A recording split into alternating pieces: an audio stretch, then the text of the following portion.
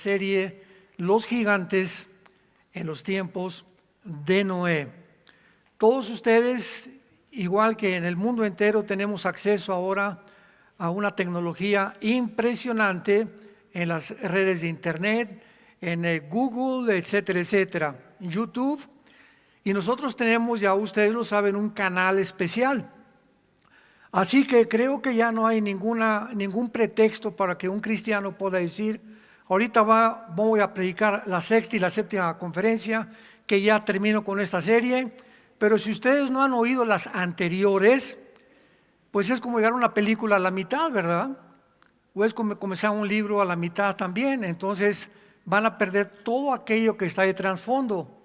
Entonces, cuando tenemos amor por la palabra, y sobre todo esta serie que es tan profunda, que hemos analizado de cómo operan los ángeles caídos, cómo se mezclaron los ángeles con las mujeres en Génesis capítulo 6, qué evidencias hay genéticas, arqueológicas de los gigantes, quién realmente construyó las pirámides de Giza, de Chichén Itzá, de Stonehenge, de Machu Picchu en Perú. En fin, hemos profundizado todo a la luz de las Escrituras. Y pues por muchos siglos, ¿verdad?, los llamados expertos en la historia, en la religión y las instituciones gubernamentales han tratado de esconder esta información. No nos sorprende. Ahora, cada teoría conspirativa que surge por internet, ¿verdad?, que las Torres Gemelas no fueron derribadas por los árabes y que Epstein está involucrado fulano y fulano de tal. En fin, estamos llenos de una información que muchas veces tú te preguntas, ¿es o no es verdad? Y le agregamos ahora la inteligencia artificial y ya tampoco sabes si la persona, a mí me han pirateado y me están mandando videos donde yo estoy predicando y no es mi voz, es muy parecida a mi voz, pero están falsificando ya en las redes con la inteligencia artificial tu cara, la voz, etcétera, etcétera. Vivimos un mundo muy complicado, pero la Biblia nos habla claramente que los gigantes poblaron el mundo y se llamaban los Nefilim, que la palabra Nepilim en el hebreo significa caídos, viene de la raíz napal en el hebreo. Y estos eran semejantes a los titanes de la mitología griega, los dioses Hércules, Zeus de la mitología griega, que le llamaban dioses. Vamos a ver por qué le llamaban dioses. Pero tampoco los famosos extraterrestres de otros planetas son extraterrestres. No hay tal cosa como marcianos. Ahora que se está vuelto a investigar y abriéndose los archivos en Estados Unidos de los ovnis, vamos a ver que no hay tal cosa como extraterrestres, venusinos, plutonianos o marcianos, sino que hay entidades espirituales en el cielo de ángeles caídos que tratan de engañar a la raza humana, y este engaño va a aumentar. Las tinieblas se van a hacer cada vez más densas mientras más cerca nos encontremos del fin.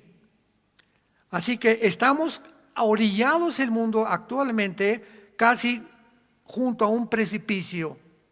Todo esto que está sucediendo, los actuales experimentos genéticos, las advertencias ya por todos lados, ya no solamente de los cristianos, sino de personas, de filósofos, este famoso Noah Harari, que es el secretario del Foro Económico Mundial, que es judío y que es ateo, hablando que el fin está cerca de la humanidad. Las guerras que actualmente están amenazando, que si ayer iba a invadir Estados Unidos a Irán, etcétera, etcétera, han colocado al mundo en una orilla de un precipicio. La historia, pues, es un campo de batalla entre la verdad y entre la mentira, entre la realidad y las falsificaciones que existen en todos los medios. Así que la mayor parte de la gente no se ha dado cuenta todavía, y más ustedes como cristianos, que nos encontramos actualmente en dos campos nada más. Hace muchos años había un dramaturgo, literato, llamado William Shakespeare, que no fue cristiano, considerado uno de los mejores escritores de toda la historia de la literatura. inglés. Y Shakespeare escribe en un folleto que él hizo llamado Hamlet. Yo recuerdo que representé uno de los personajes de Hamlet cuando era joven. Me fascinaba toda esta literatura y todo lo que él investigó sin que él era cristiano.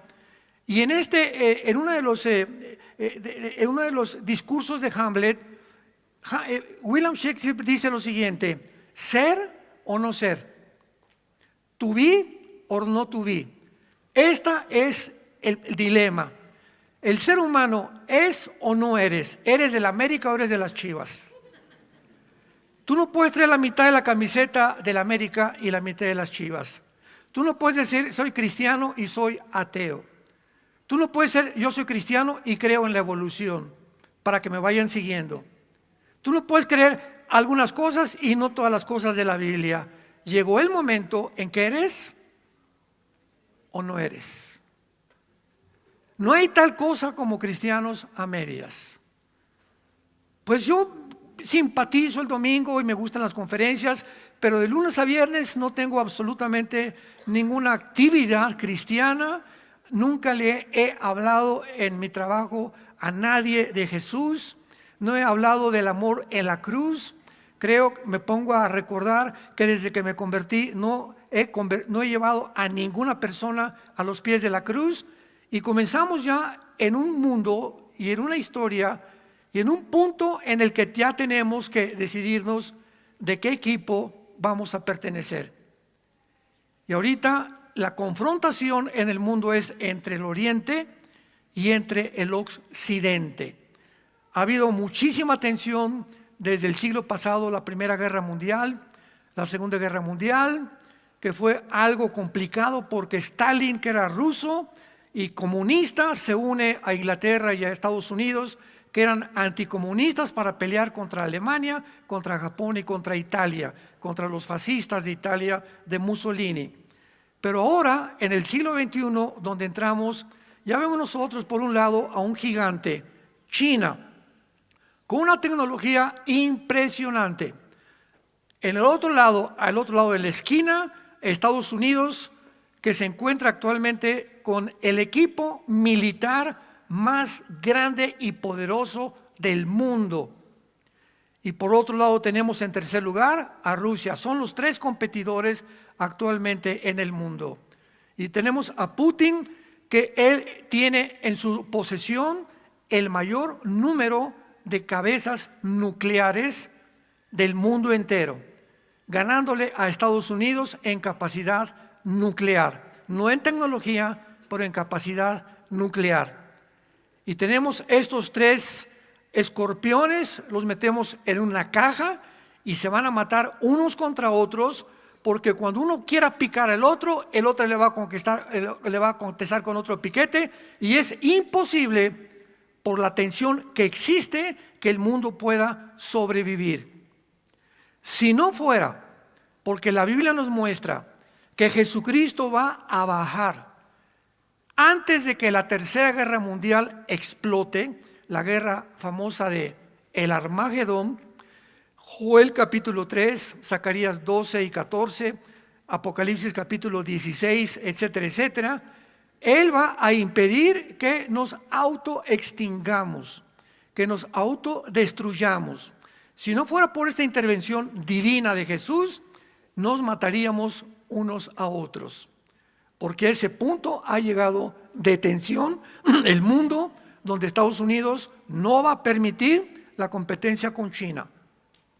China no va a permitir que Estados Unidos tome la isla de Taiwán. Y Rusia no va a permitir tampoco que el occidente o Estados Unidos intervenga con China, como ahorita mandaron ya submarinos, mandaron portaaviones al Golfo Pérsico, al Mar Rojo, que es el 30% del petróleo es llevado al mundo occidental a través de estos barcos, y están en una guerra y una tensión en la que algo tiene que pasar. O sea, en conclusión, el mundo es una olla express. Y a eso le agregamos todo lo que han inventado, ¿verdad? Han propagado que los gigantes no existieron, que es un mito, que los ovnis eran ciencia ficción, que no hay una identidad entre un hombre y una mujer, como en la famosa pandemia, toda la narrativa que se llevó a cabo en los medios de comunicación. Estamos en un mundo muy difícil, santos de Dios, donde es hora ya que te pongas la camiseta del América o de las Chivas, del Barcelona o del Real Madrid. Ya no puedes tú navegar en dos aguas, ¿eres o no eres? ¿To be o no to be? Muy bien, quiero mostrarles a ustedes en primer lugar, en esta ya casi terminación de esta serie, Los Gigantes, que a través de muchos años, arqueólogos, ingenieros, paleontólogos han tratado de poder determinar si las pirámides de Egipto, las de Machu Picchu, cómo es posible que los mayas en México hayan desarrollado el calendario de 365 días sin telescopios, sin computadoras, sin los instrumentos que hasta el siglo XX comenzamos a descubrir. Las pirámides de Machu Picchu, cómo pudieron cargar piedras de 10 toneladas, etcétera, etcétera. Y hay otro arqueólogo que se considera el mejor del mundo. Yo les recomiendo que lo busquen en Google, se llama Graham, Jack Graham. Es un viejito como de casi 90 años y él ha escrito como 5 libros de arqueología y paleontología. Lo pueden encontrar en Amazon, lo pueden encontrar en Google. Y él llega a esta conclusión, y él no es cristiano. Después de recorrer todos los megalitos en el mundo de las islas de Malta, de Egipto, de Inglaterra, de Machu Picchu, México, etcétera, etcétera, he llegado a la conclusión de que es imposible que los seres humanos hayan intervenido en estas construcciones. Claro que toda esta serie de investigación se llevó en el canal Discovery Channel, y ahí puedes también pedir escribiéndoles que te manden si no la viste. Yo la vi 2 veces esta serie, y todos en Discovery Channel llegan los arqueólogos a la misma conclusión, con la excepción del doctor Graham. Dicen ellos que fueron los marcianos. Los marcianos llegaron ya. Y que por todos lados también llegan a la conclusión, es imposible, como lo vamos a ver ahorita, que hayan intervenido en estas construcciones. Seres, les llaman los aliens o los seres espaciales. Y cuando venimos a la Biblia encontramos claramente que durante los primeros 1500 años, desde Adán hasta el diluvio, que transcurrieron 1500 años, la tierra estuvo poblada por gigantes. Y las evidencias, bueno, no nos imaginamos la cantidad que lo dimos ya en las series pasadas. Investígalas y velas. Todas las tribus de Canaán eran tribus de gigantes. El diluvio, murieron muchos de ellos. Vinieron gigantes después del diluvio, y el que los acabó fue el rey David. Segunda de Samuel capítulo 21, ahí encuentras toda la familia de Goliat y los gigantes que los acabó el rey David y los guerreros del rey David. Entonces, acerquémonos un poco a examinar estos datos, esta información que tenemos de estas construcciones. Por ejemplo, la construcción de la pirámide de Giza se considera una de las 7 maravillas del mundo. Se encuentra en el Cairo, en Egipto. La gran pirámide es la más grande y la que se construyó primero, porque son Keops, Kefren y Miserino. Son los nombres árabes que les dieron a estas pirámides. Muy bien. Su base cubre 4.200 metros. Consiste de 13 acres. Un acre son 4.200 metros, o sea, multiplica 4.200 por 13. Esa es simplemente lo que cubre aproximadamente la pirámide de Giza. Tiene 2.3 millones de bloques. 2.3 millones de bloques. ¿De dónde trajeron las piedras? No, Chepo. Porque no hay ni siquiera ese tipo de piedras cerca del Cairo. Cada piedra, la más ligera, pesa 3 toneladas. La más grande, 10 y 12 y 13 toneladas.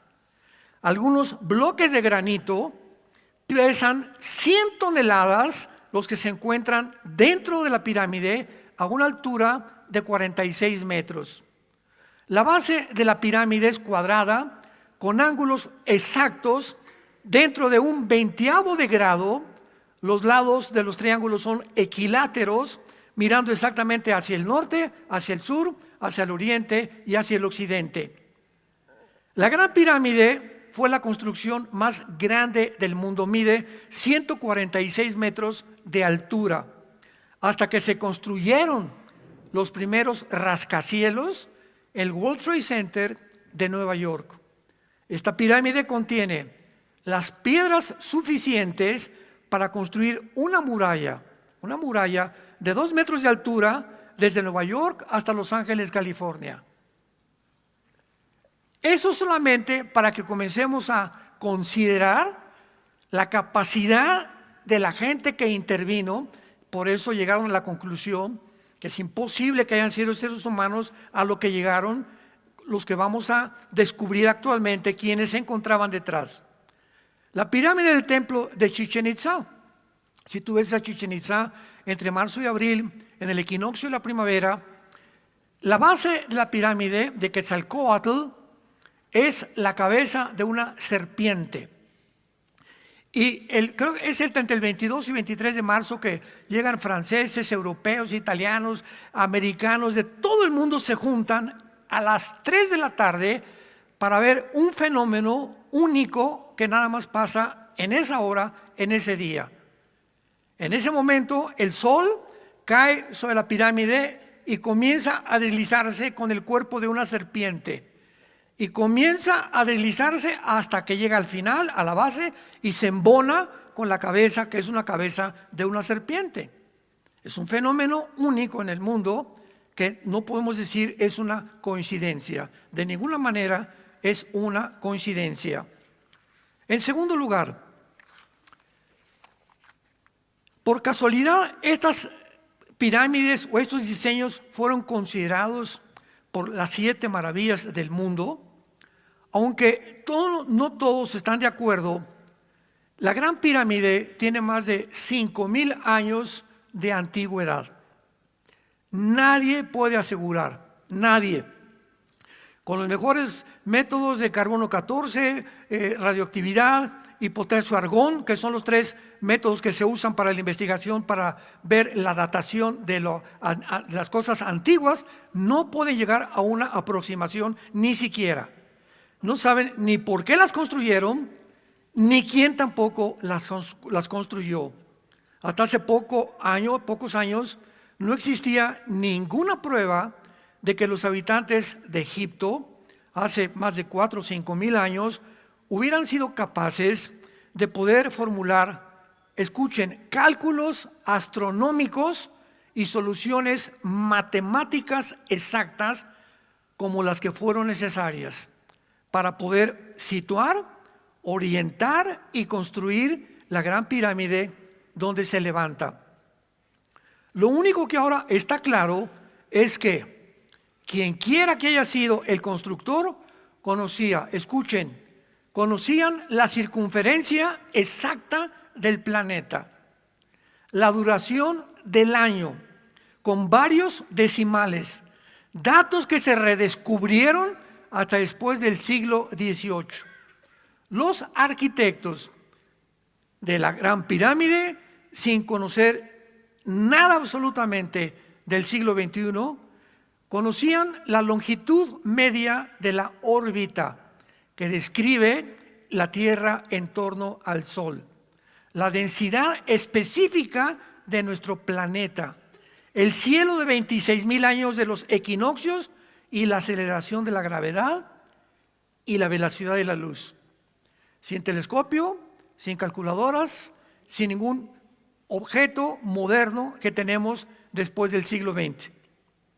Ahora bien, la pirámide, que cubre más de 14 acres, es el equivalente a 7 manzanas del centro de Nueva York. Si vas a Nueva York, cada manzana El ancho de la pirámide equivale a 7 manzanas de la ciudad de Nueva York. Desde esta anchurosa superficie aplanada a menos de una fracción de pulgada, se levantan más de 2,5 millones de bloques de piedra caliza y de granizo con pesos entre 3, 5, 10, 11 y 13 toneladas. Más de 5,000 años han pasado, ponle tú 4,000 te la dejo barata, 4,000 años. No es posible que el sistema de impermeabilización hayan aguantado el sol, la lluvia, el granizo, etcétera, etcétera, y las paredes de la pirámide se encuentran intactas. Los expertos más grandes se han acercado para ver qué clase de material usaron como impermeabilización, sin tener ni siquiera elementos como la química. En términos de mampostería sólida, la estructura consiste y tiene más piedras que todas las catedrales, todas las iglesias y todas las capillas que se hayan construido en Inglaterra.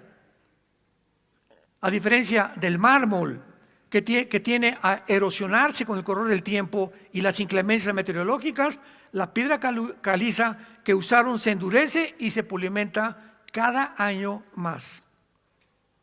El peso de la pirámide no ha hecho que se hunda una pulgada. Aquí tenemos en México el famoso Bellas Artes, Palacio de Bellas Artes, casi en el centro de México, ¿correcto? Y todos ustedes saben cuánto lleva hundiéndose. O sea, por el peso, todo tiende, ¿verdad?, a hundirse, hundirse, hundirse. Las pirámides no se han hundido una sola pulgada con el peso que tienen. Y finalmente, vemos también esto que es imposible, es irracional, es ilógico concluir que los egipcios las construyeron. Por 3,000 años antes de Cristo no tenían ni la habilidad, no tenían ni la ciencia tan avanzada, ni los conocimientos astronómicos y matemáticos y de ingeniería para erigir estos monumentos. La evidencia no señala, como decía el doctor Graham en su serie, que fue una increíble civilización que existió aquí en el mundo de seres. Ellos no saben quiénes, les llaman extraterrestres, aliens, con una fascinación por las cuestiones astronómicas y con una gran posesión de fuerza y habilidades matemáticas y físicas y químicas los que las construyeron. Estos seres espirituales, que la Biblia le llama ángeles caídos, habitaron en la tierra. Y estos ángeles caídos se mezclaron con las mujeres humanas en Génesis capítulo 6 y produjeron gigantes de 4 o 5 metros de altura. Vayamos rápidamente. Les voy a dar un repaso breve en Deuteronomio capítulo 2 para todos aquellos que no les ha interesado escudriñar las escrituras ni buscar tampoco en YouTube estas conferencias. Les voy a dar rápidamente algunos pasajes. Deuteronomio capítulo 2, versículo 10 y versículo 11. Los emitas, los que trajeron su Biblia, bravo, se van a ir en el rapto. Garantizado. Ponle ahí, la palabra emitas significa terribles y era una de las tribus de los gigantes. Los emitas habitaron antes en ella pueblo grande, numeroso y altos como los hijos de Anac.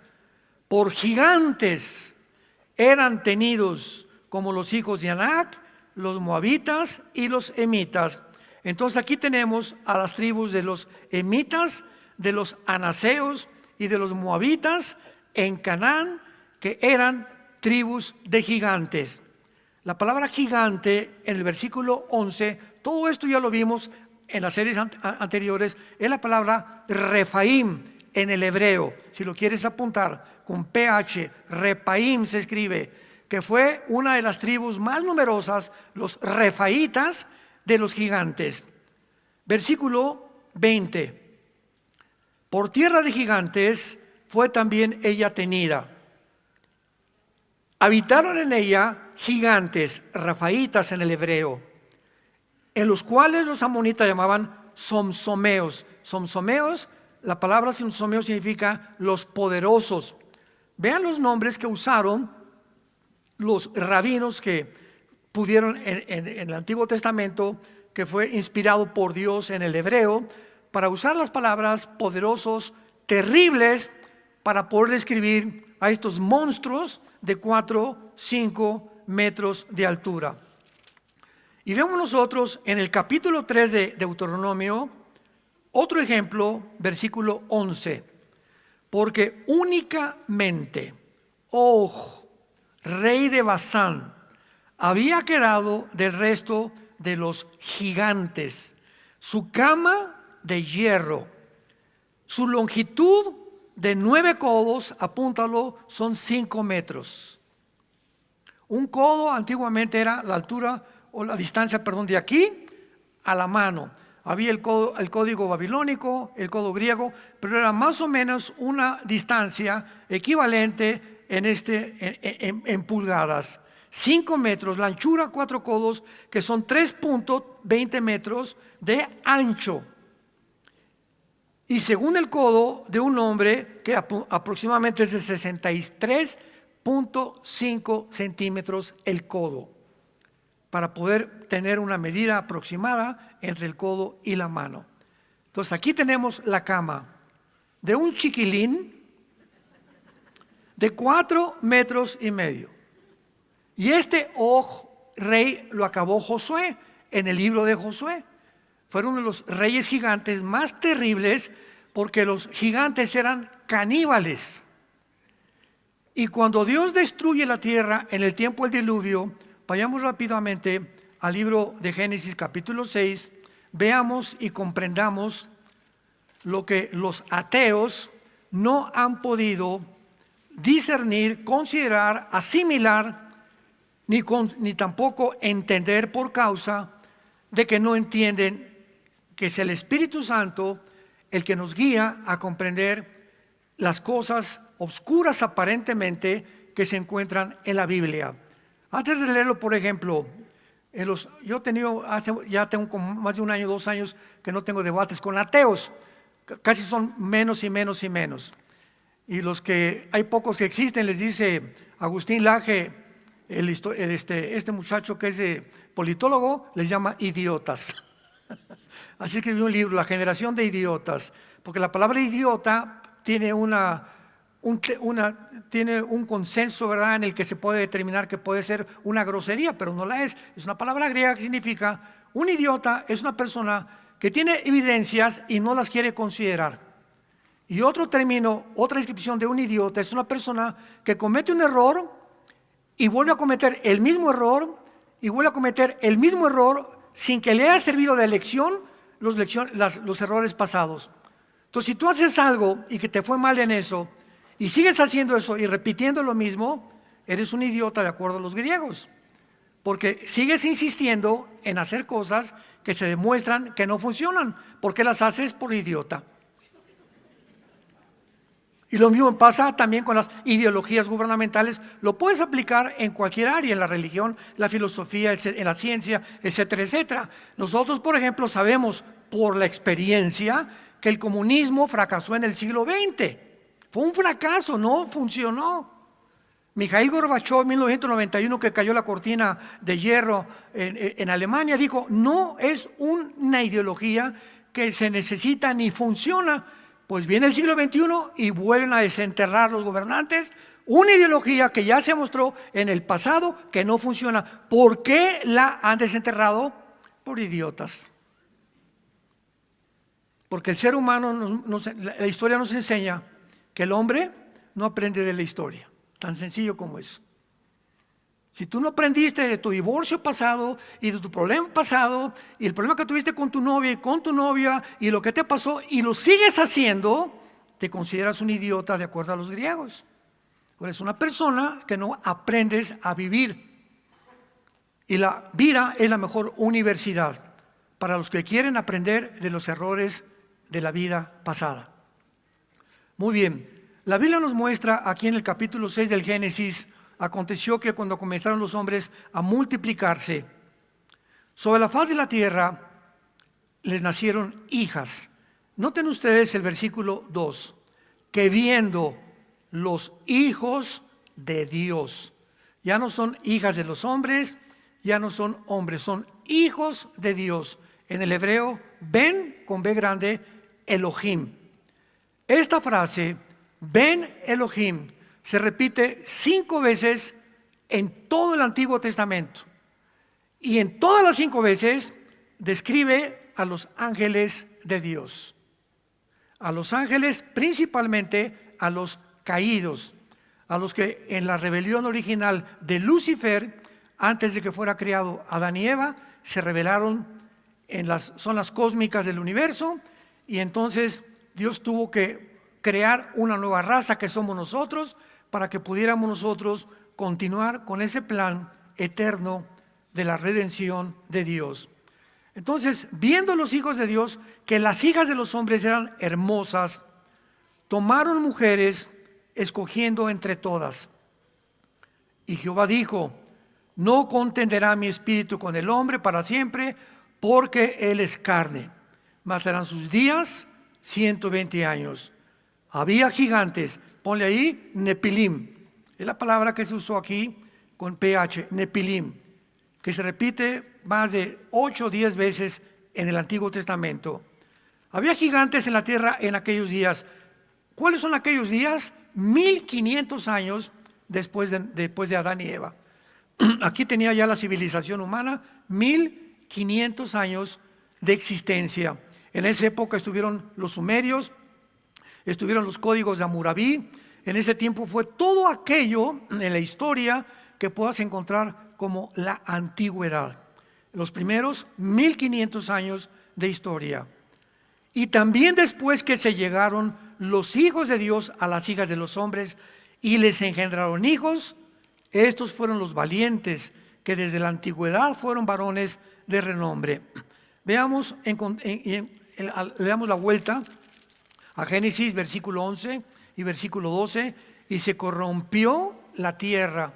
Delante de Dios estaba la tierra llena de Hamás. La palabra violencia es una palabra hebrea que significa violencia, Hamás. Por eso este grupo terrorista de Gaza es el grupo de Hamás, los violentos. Entonces aquí vemos que la tierra estaba llena de violencia y estaba corrompida completamente, porque toda carne había corrompido su camino sobre la tierra. Me detengo aquí rápidamente. La palabra corrompido es shahat o sahat, con SH, en el hebreo es con J. Sahat o sashat, que significa corrupción moral y genética. ¿Qué está diciendo la Biblia? Que el mundo se corrompió de una manera no solamente moral por toda la degradación que hubo, sino que la genética del ser humano había sido alterada. Y era tan grande la expansión y la propagación de este virus, de esta infección, que Dios tuvo cuando forma a la nación de Israel, con Abraham, Apocalipsis capítulo 12, que darles instrucciones a los guerreros del pueblo de Israel, al ejército que se fundó: cuando entren a Canaán, destruyan las ciudades cananitas, de los emitas, de los somsomeos, de los refaitas, etcétera, etcétera. Y ahora vienen los ateos: no, es que la Biblia, ese es un genocidio, es un Dios cruel, sanguinario, como dijo Richard Dawkins, idiota. No, esto y el otro, y por aquí y por allá. Y entran a considerar algo que no les cabe en la cabeza, porque no lo entienden, la razón por la cual sucedió las cosas que sucedieron. La palabra genocidio no existió hasta después de la Segunda Guerra Mundial. ¿Sabían? El término genocidio lo fundó una persona después de la Guerra Mundial para determinar cuando se formaron las Naciones Unidas y poder describir qué es un genocidio. Y hasta este momento un genocidio es el intento de cualquier nación o cualquier grupo con la intención de borrar o matar una civilización o un grupo de personas. Si no hay una intención anticipada, no es un genocidio. Ahora que los de Hamás entraron el 7 de octubre a Israel con la intención de matar bebés, niños, jóvenes, adultos, viejitos y llevarse todavía 250 rehenes a Gaza, fue un genocidio, fue una masacre. Y el mundo está tan pero tan descompuesto que los medios de comunicación que están en poder de la izquierda, el 95%, todos los medios de comunicación, toda la guerra fue en contra, no del grupo de Hamás. No oías, por favor, liberen a los rehenes, liberen a esas muchachas que las están violando en Gaza, estos criminales, estos terribles hombres llamados de Hamás. Liberen a las personas, no todo fue genocidio. ¿Por qué entraron a perseguirlos? Oye, yo estoy en mi casa y tú te metes a mi casa con 2 o 3 personas y violas a mis hijas y matas a mis bebés y tú vives al otro lado. ¿Qué te voy a decir? Peace and love. No, yo, ¿sabes una cosa? Que voy a vengar, si no fuera cristiano, ¿verdad? Desde luego, porque es algo que le corresponde a cada gobierno. El gobierno tiene la instrucción de Dios moral de defender de ataques a sus ciudadanos y también vengar a sus ciudadanos.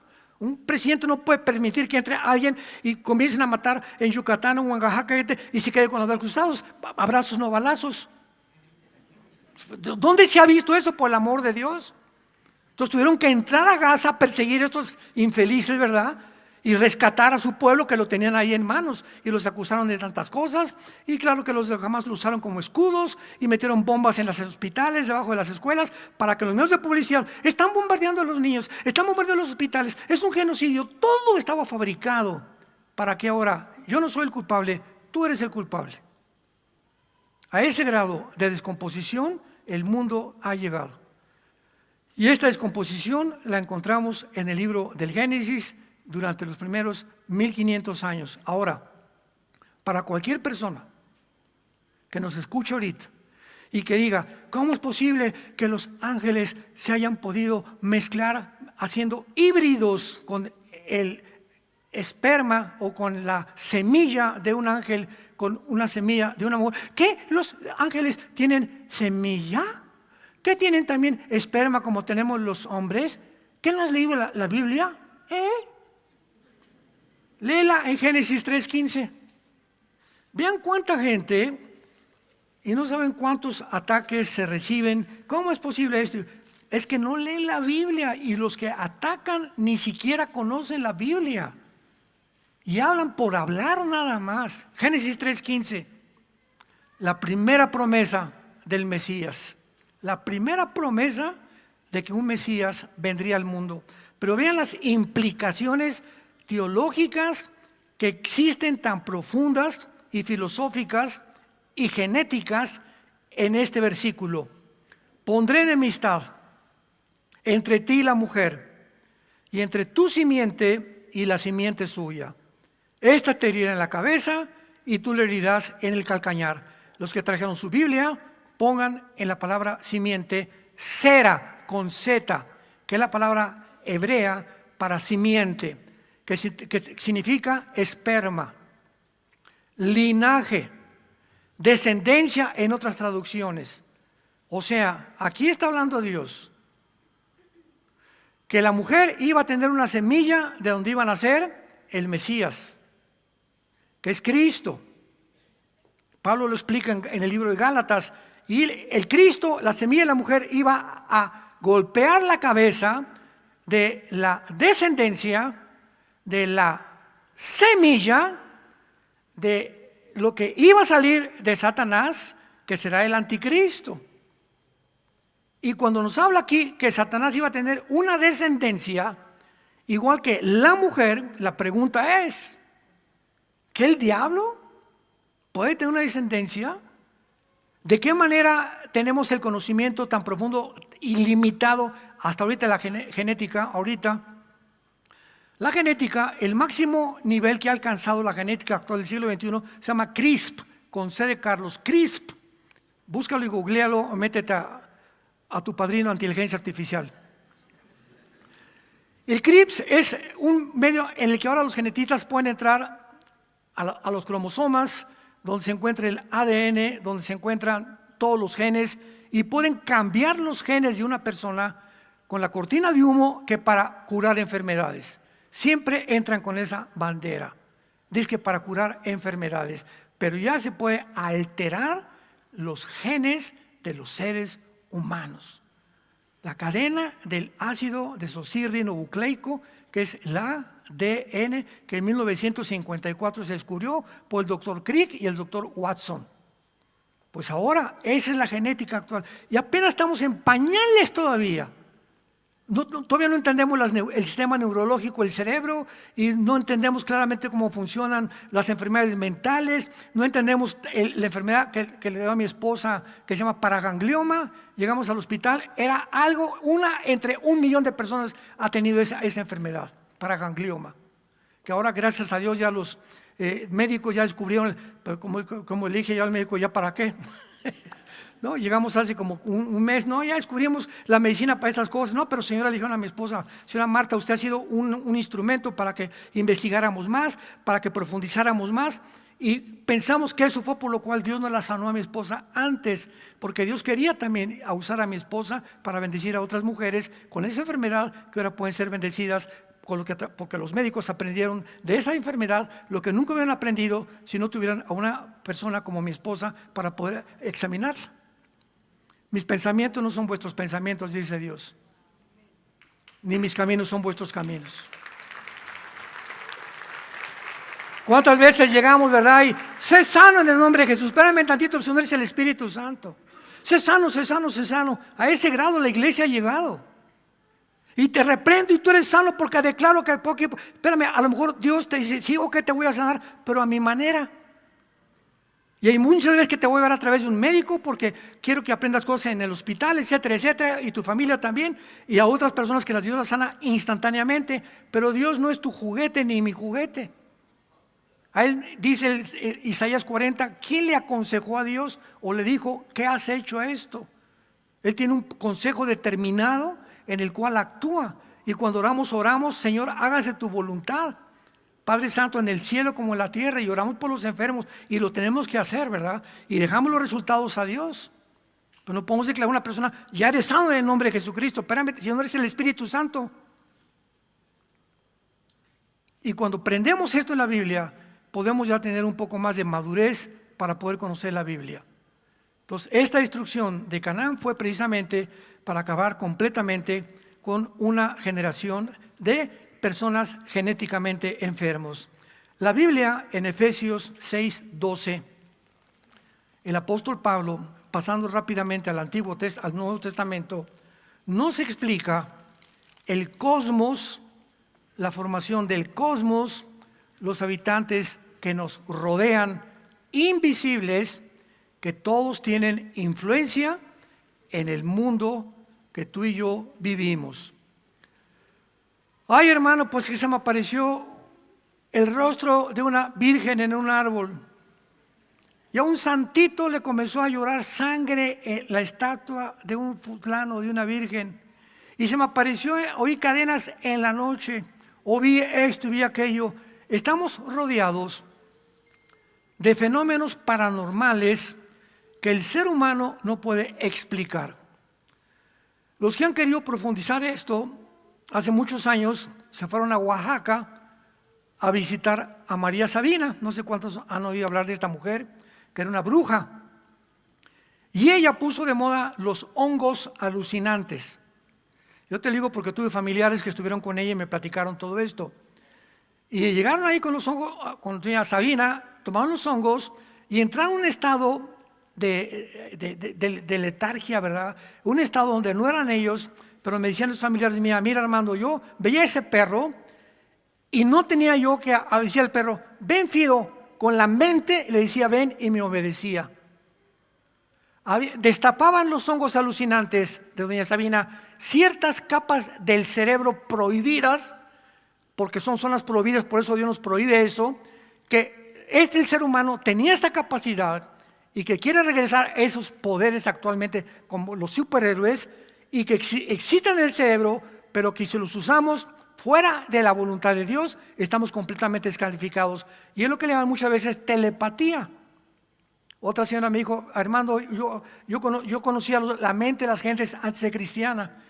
¿Puedo seguir usando la telepatía? Le dije: híncate y dile a Dios Padre, en el nombre de Jesús, esta telepatía, estas características que yo tengo, de doblar cucharitas o de pensar, o muchas gentes, dile: Padre, si es un demonio y es un espíritu, lo reprendo en el nombre de Cristo. Yo solo quiero servirte a ti. Y se van a ir de tu vida estos espíritus que vienen de tu abuelita, de tu tatarabuelita, de la cuarta, quinta generación, que querían continuar en la familia estos fenómenos de la brujería en tu vida. Pero si no venimos a la Biblia, ¿quién nos va a explicar esto? ¿El psiquiatra? ¿La doctora Corazón? ¿Los psicólogos? ¿Quién puede conocer cómo está conformado el ser humano? Dios. Y Él es nuestro creador y nos advierte de todas estas cosas. Dice Efesios capítulo 6, versículo 12: porque no tenemos lucha contra sangre y carne, sino contra principados, potestades, gobernadores de las tinieblas, huestes espirituales de maldad en las regiones celestes. El mundo que nos rodea, invisible, está perfectamente bien organizado. Tienen un presidente, un vicepresidente, gobernadores, presidentes municipales, soldados, cabos, tenientes, coroneles, generales. Están organizadísimos. Lo explica el capítulo 10 de Daniel claramente. Lo expliqué en las otras series. Y estas organizaciones, los principados, se encuentran en las naciones.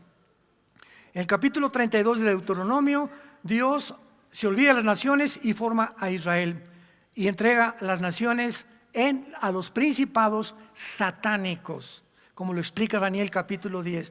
El principado de Grecia, de Babilonia, del Imperio Romano, el principado que está en Estados Unidos, que está en Inglaterra, el principado que tenemos en México, que es terrible, el que tenemos en todas las naciones tienen principados, gobernantes de las tinieblas.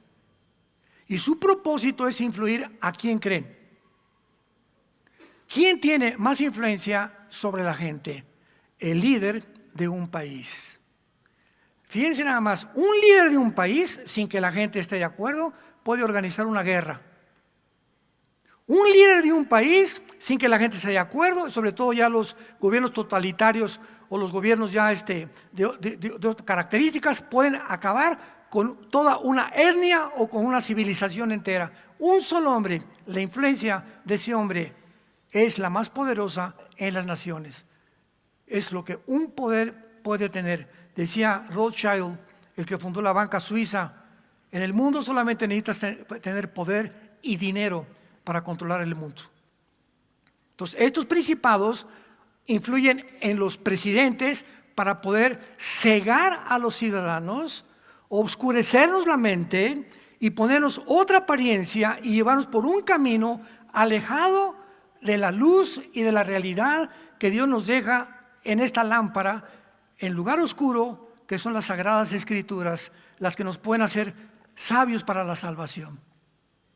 Tenemos la palabra profética más segura a la cual haríamos ahora más que nunca, en estar atentos.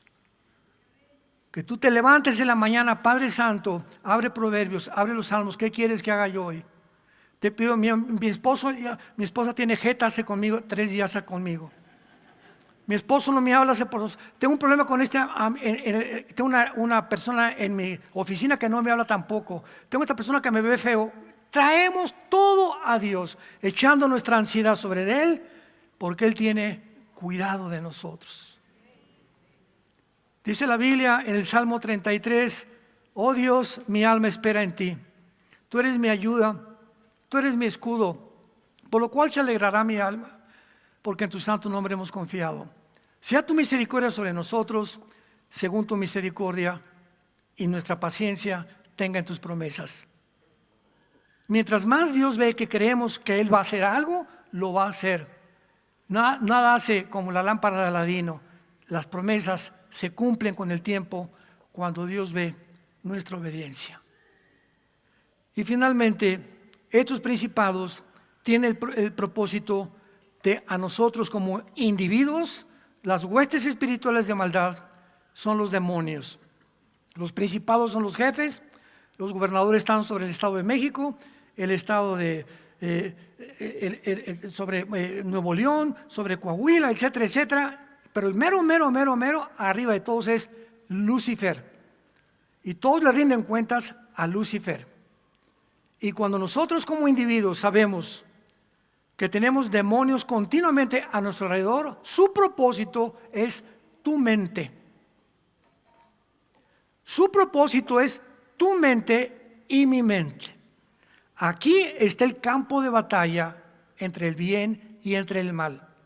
Mis pensamientos los van a atraer o los van a repeler.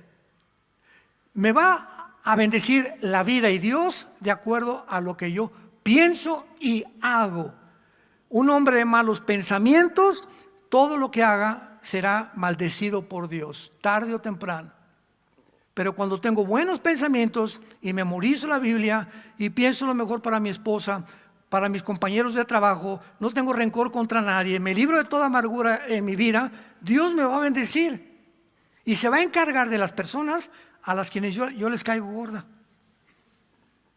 Déjame trabajar en tu vida, dice Dios, denme oportunidad de trabajar en sus vidas. Mía es la venganza, dice el Señor, no tomes venganza por ti mismo. Déjame actuar y déjame cambiar y mostrarte que yo soy Dios. ¿No quisieras tú en esta tarde probar que realmente Dios existe? Obedécelo y vas a comprobar y vas a decir: Padre, me alegraré y saltaré de alegría porque en tu santo nombre he confiado. Y según lo que yo he esperado en ti, será tu misericordia sobre mi vida y mi familia.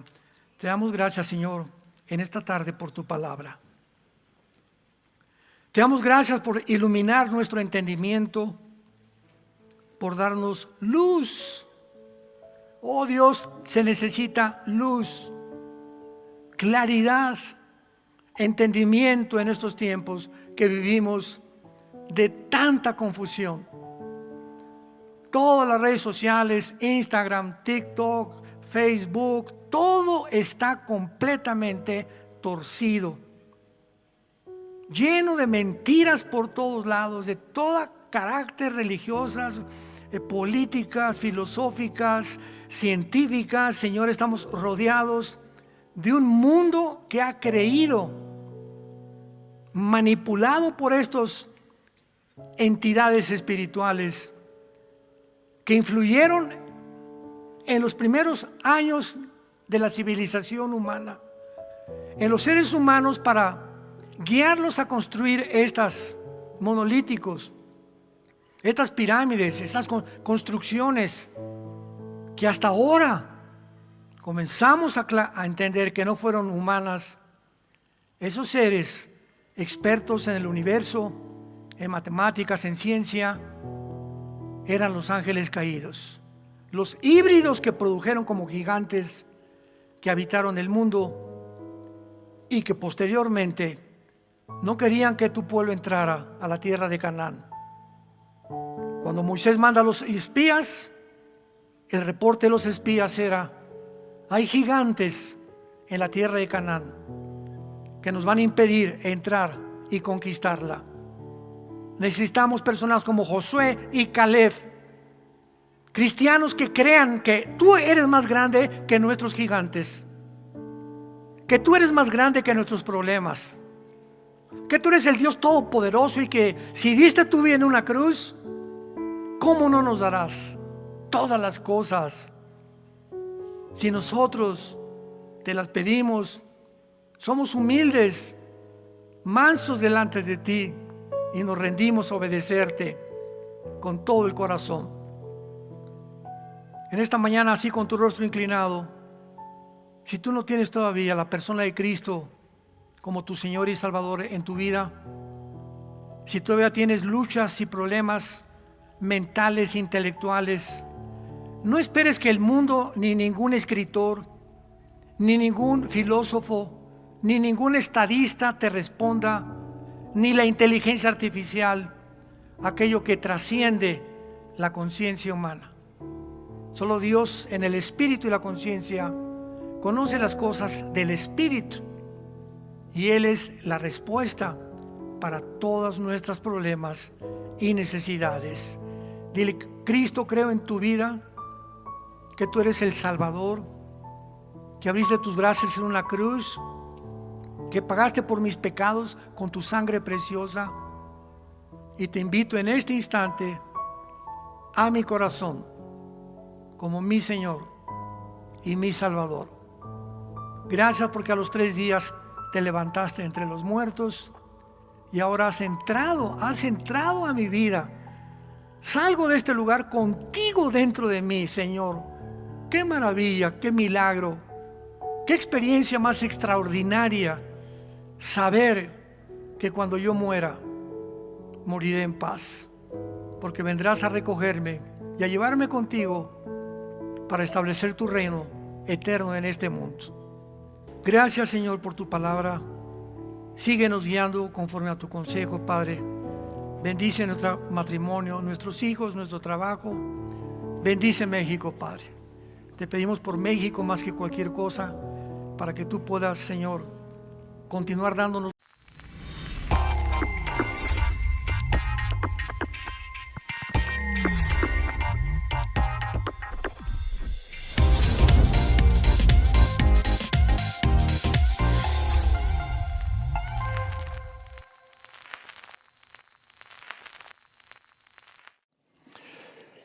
La Biblia dice que en el principio era el verbo era Dios y el verbo era con Dios. Todas las cosas por Él fueron hechas y nada de lo que ha sido hecho fue hecho sin Él. En Él estaba la vida y la vida era la luz de los hombres. Si creen en Dios, dijo Jesucristo, crean en mí. No se turbe su corazón ni tenga miedo.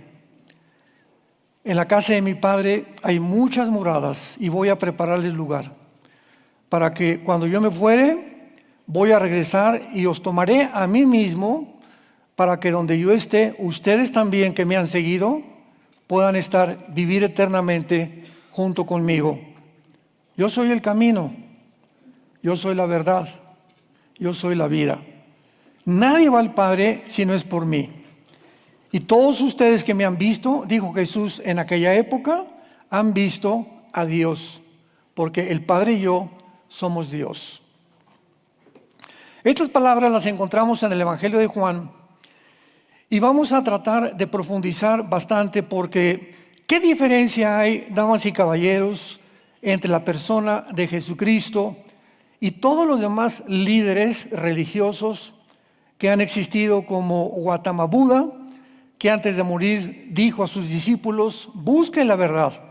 Nunca dijo Buda: yo soy la verdad. Es más, la religión budista es atea, porque Buda no creía en ningún dios.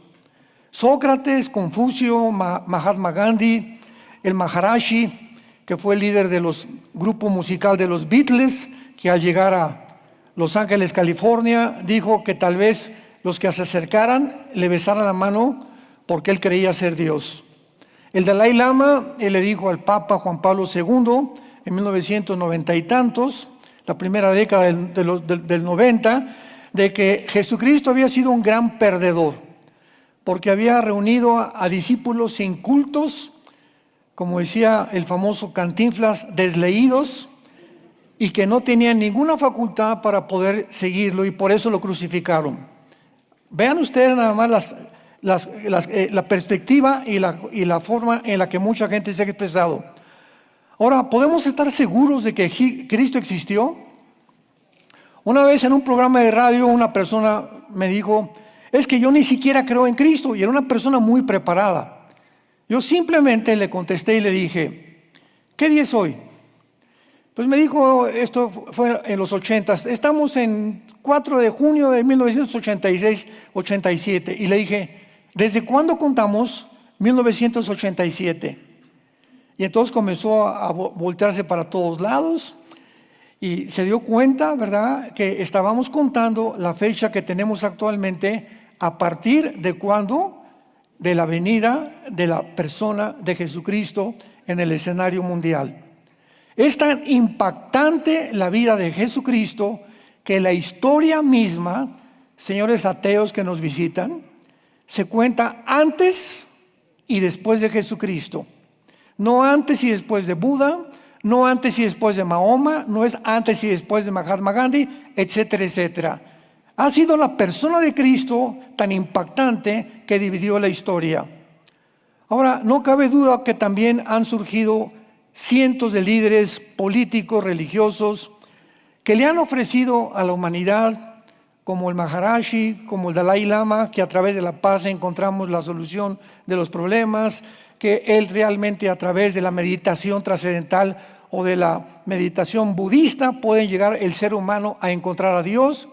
Y en esta época de tanta confusión y de tantos conflictos, lo que más nos desafía actualmente es que este Jesucristo, el personaje de la historia, es el fundador del sistema de pensamiento más profundo de toda la humanidad.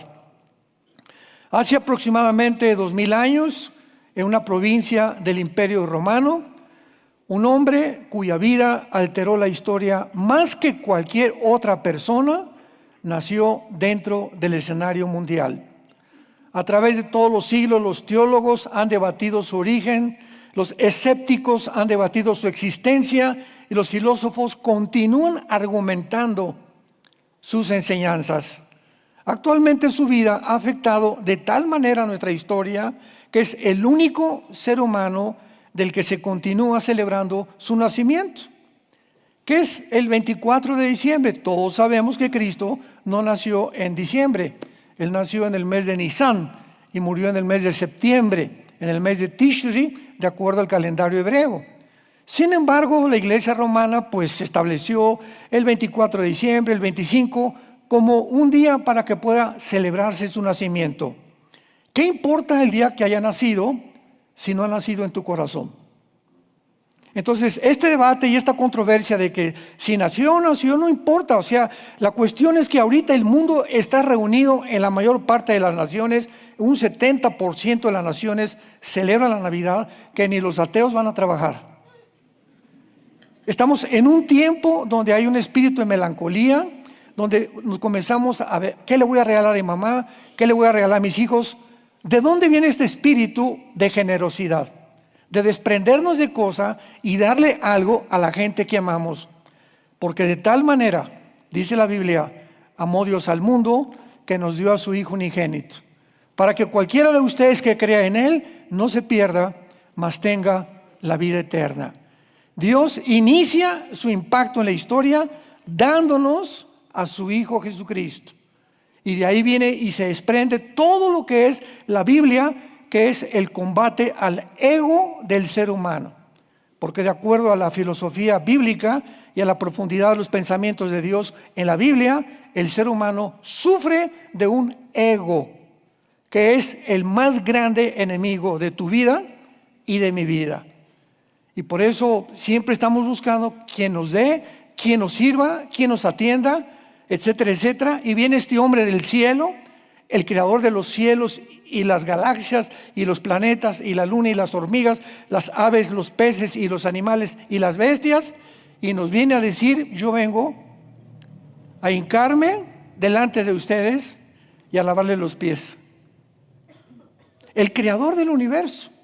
Vengo a abrir mis manos en una cruz para decirte que te amo, que mi Padre te ama y que hay un propósito para tu vida. Y cuando viene Él a cambiar el paradigma histórico del comportamiento y la ética humana, pues sacudió completamente la historia, porque el ser humano jamás se había enfrentado con la personalidad de un hombre como la persona de Jesucristo. Cristo, sin dinero ni armas, conquista a millones de personas, más que Alejandro el Magno, que Napoleón y que Mahoma. Sin tener ningún conocimiento universitario, iluminó más mentes humanas sobre las cosas terrenales y espirituales que todos los filósofos que han existido, Sócrates, Demóstenes, Platón, etcétera, etcétera, maestros, psiquiatras y psicólogos juntos. Sin haber estudiado oratoria, habló palabras de vida como jamás nadie las ha hablado. Y ha producido más grandes efectos en la humanidad que ninguna otra persona. Por ejemplo, en la plataforma política, el político es una persona que tiene que ofrecerle al pueblo seguridad y protección. Entonces, los políticos no pueden cambiar la vida de las personas, no pueden cambiar el corazón. Pero viene este hombre a cambiar no solamente nuestra forma de vivir, ni tampoco ofrecernos y decirnos, pues es mucho mejor el socialismo que el comunismo o la monarquía o la democracia. Él no vino a eso, vino a cambiar al ser humano, porque mientras el ser humano no cambie, no importa en qué silla se siente, si ya sea democracia, monarquía, socialista, comunista, el ser humano se descompone. Como decía Winston Churchill, el primer ministro de Inglaterra, entre los sistemas políticos, el que más o menos es bueno es la democracia y el libre mercado. El que más o menos, porque no hay un sistema de gobierno perfecto. Sin haber escrito jamás ningún libro, Jesucristo ha inspirado más sermones, más libros, más poemas, poesías, discusiones, obras de arte, que ningún otro escritor, pintor o escultor que jamás haya vivido. La Biblia dice en el capítulo 1 de Efesios, el apóstol Pablo, versículo 20 en adelante, que esta es la supereminente grandeza del poder de aquel que operó en Cristo, resucitándolo de los muertos y sentándole a la diestra en los lugares celestiales, sobre todo principado y autoridad y poder y señorío, y sobre todo nombre que se nombra, no solo en este siglo, sino también en el venidero. Y Jesús sometió todas las cosas bajo sus pies, lo dio por cabeza a la iglesia, la cual es su cuerpo, la plenitud de aquel que lo llena de todo en todo.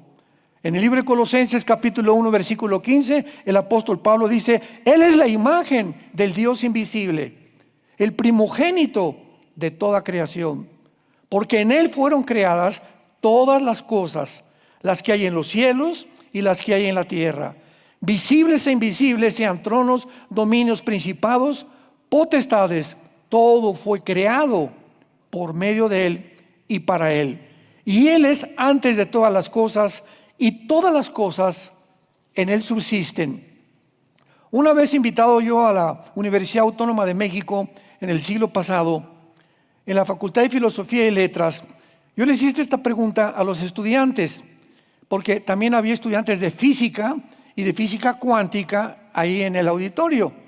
Y les hice esta pregunta: ¿ustedes saben por qué la Tierra gira sobre 24 horas en su eje sin detenerse? Es un movimiento continuo, constante, y al mismo tiempo se traslada en 365 días alrededor del Sol, porque hay una ley física que está violando este principio. ¿Y cuál es esta ley física que está violando el movimiento de la Tierra? Bueno, este principio establece la siguiente postulación: la velocidad de un objeto es proporcional a la fuerza que se le aplique. Eso es una ley física. O sea, yo tengo una canica y le hago así a la canica y ella va a salir disparada 1 metro, 2 metros. ¿Por qué se tiene que detener? Porque la fuerza que le apliqué se le acabó, ¿verdad? Tengo un arco y agarro una flecha y la disparo, y la flecha hace esto, hace una parábola y tiene que caer. ¿Por qué? Porque la fuerza que el arco le implicó a la flecha no puede hacer que la flecha continúe circulando. Muy bien, pregunta. Si hay maestros aquí de la universidad, les hago la misma pregunta: ¿quién hace que la Tierra siga girando? ¿Qué fuerza se encuentra detrás que mantenga una velocidad constante de 24 horas y además de traslación alrededor del Sol en 365 días? Vámonos al mundo microscópico ahora. Vámonos a los átomos. ¿Cómo es posible que los protones, los electrones, los neutrones giren alrededor de un átomo a una velocidad que haga posible esto que se llama la materia? Que cualquier objeto que pueda tener dureza está constituida por átomos. ¿Quién está haciendo en el microcosmos el movimiento que produce esta velocidad? El mundo microscópico. La Biblia lo acaba de decir. Jesucristo sostiene todas las cosas. Él es el que sostiene el universo. Él es el que sostiene las galaxias. Él es el que sostiene absolutamente todo. Y en Él vivimos, en Él somos y para Él vivimos. Y cuando el ser humano entra a esta conceptualización y te ubicas en un terreno donde tú sabes que no eres Dios y que tiene que haber algo sobrenatural que trascienda completamente nuestra vida, es cuando el ser humano, ese ego con el cual nacimos, comienza a ser crucificado y comienzas a entender que yo no soy Dios. Yo no dije cuándo voy a nacer, ni cuándo voy a morir, ni tampoco comprendo qué es lo que está pasando en el universo. Oh Dios, si tú existes, dímelo. Señor, y si tu Hijo es Jesucristo y Él es el camino, la verdad y la vida, yo quiero seguirlo. Ahí es el punto que tú tienes que tomar esta mañana. Tienes que llegarte a la humildad, a la humillación de tu ego y reconocer que necesitas a Dios. Y cuando tú lo hagas, el principio de la sabiduría es el temor de Dios. Has iniciado el camino verdaderamente a la vida. Ahora veamos a continuación, sin embargo, en la historia humana de este hombre que ha vivido hace 2000 años y que probó que realmente venía de Dios.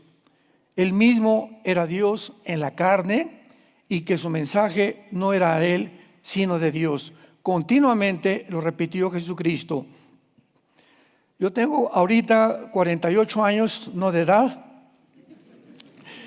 de que conozco a Jesús y tengo 48 años compartiendo este mensaje a las naciones.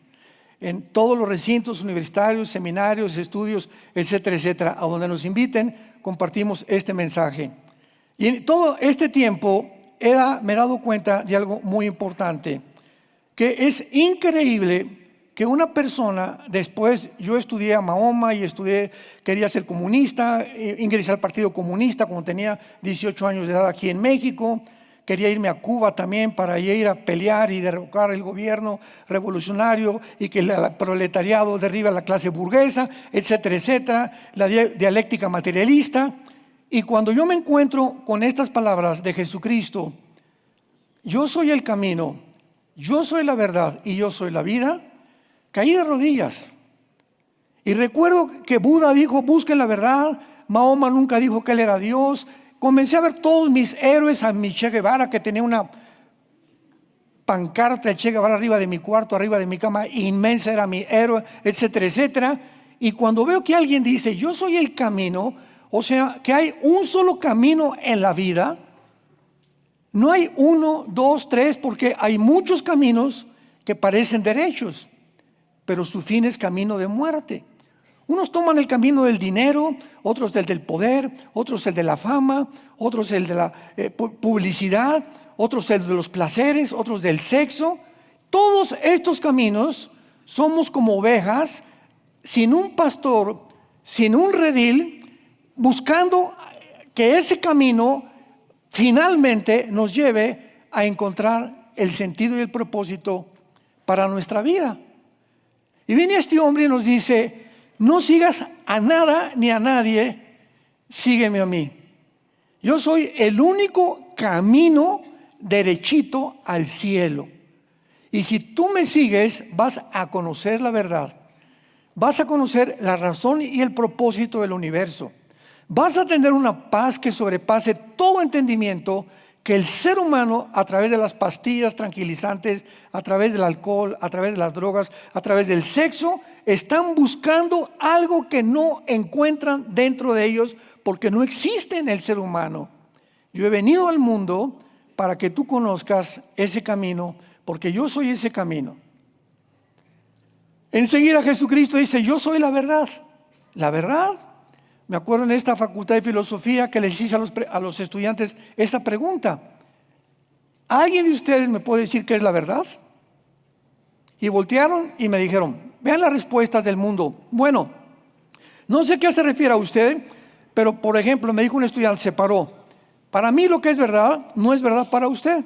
Para mí ser homosexual, me dijo, es mi verdad, porque yo amo a hombres, no amo a las mujeres. Usted tal vez es de otro tipo, ¿verdad? De atracción sexual, pero no tenemos la misma verdad. Y yo le contesté a esta persona, lo que tú me acabas de contestar se llama relativismo en la filosofía. O sea, que realmente no existe una verdad absoluta. Mi verdad es mi verdad, tú tienes tu verdad, ellos tienen su verdad y cada mundo tiene su verdad. Si fuera así, le dije, esta es la razón por la cual el mundo se encuentra como se encuentra. Es una controversia tremenda, cada quien opina, pero basado sobre qué. Entonces, no existe la verdad absoluta. Y me dijo el maestro en aquel tiempo de esta clase, no existe la verdad absoluta. Yo le contesté, ¿está usted absolutamente seguro? Ya no me quiso contestar. Porque si estamos tratando de absolutismo, ¿verdad? ¿Cómo puede decir algo absolutamente no existe cuando él mismo está negando el absolutismo? Entonces viene este hombre y nos dice, yo soy la verdad. Y cuando está ante Pilato, Pilato le dice, ¿tú quién eres? ¿Qué has venido a hacer al mundo? Y Cristo le contesta al gobernador de Judea, yo he venido al mundo precisamente para eso, para dar testimonio de la verdad. Y cualquiera que oye mi voz es porque sigue la verdad, porque yo soy la verdad, el camino y la vida. Entonces, en conclusión, ¿cómo se puede definir la verdad? No filosóficamente, porque es insostenible filosóficamente el mismo ateísmo. Ya el ateísmo no se puede sostener. La verdad es simplemente aquello que no está sujeto a ningún cambio. Aquello que es permanente. ¿En la ciencia está la verdad? No está en la verdad. Lo vimos en la pandemia sobre todo. Cuando el doctor Fauci, ¿verdad?, bajo el auspicio del presidente Biden, dijo, es que ahora la ciencia es la que nos va a enseñar el camino para la solución y la cura del famoso coronavirus. ¿Cuál ciencia ni quién ciencia? Era ciencia ficción. No hubo absolutamente nada de ciencia. 1947, Jacques Cousteau, oceanógrafo francés, dijo en su bitácora, está comprobado que debajo del mar no se transmite el sonido. Pasaron 10 años, 1954-55, y se descubre un artefacto que se mete debajo del mar y comprueba que Cousteau estaba completamente equivocado. Esto nos muestra que la ciencia no tiene la verdad. No hay un absoluto en la ciencia. Otro ejemplo rápidamente, en los libros de astronomía, ustedes recuerdan que Plutón estaba considerado un planeta. Pues hace menos de 5 años los astrónomos llegan a la conclusión, es que nos equivocamos. Plutón no llena los requisitos, ahora con más aparatos y con más investigación, de que no es un planeta. Y ahora buscas un libro de astronomía y Plutón ya no es un planeta. O sea, lo que era verdad para los astrónomos, para los oceanógrafos, para los infectólogos, para los psiquiatras, para los psicólogos, lo que tú me quieras decir, ya no es cuando llegas a otro límite de conocimiento y de investigación. Por lo tanto, no puede decir es una verdad absoluta.